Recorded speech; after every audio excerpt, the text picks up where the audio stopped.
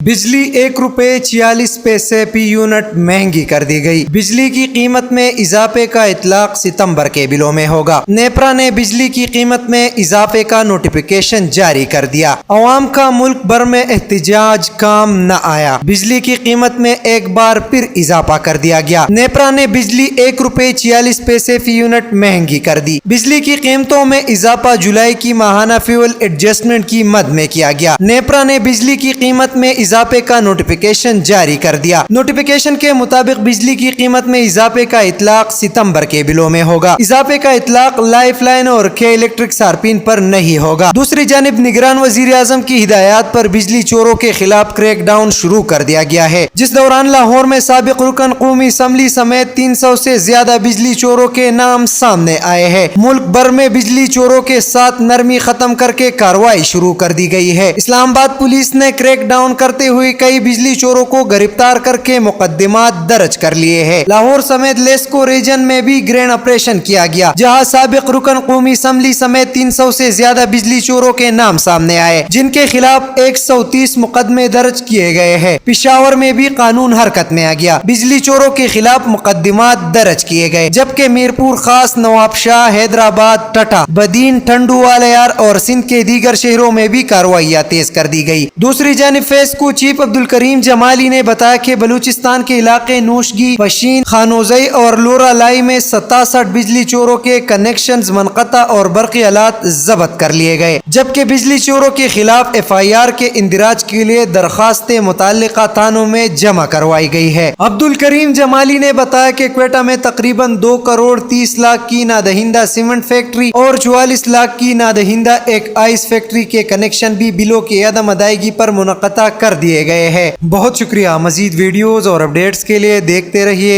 MP news.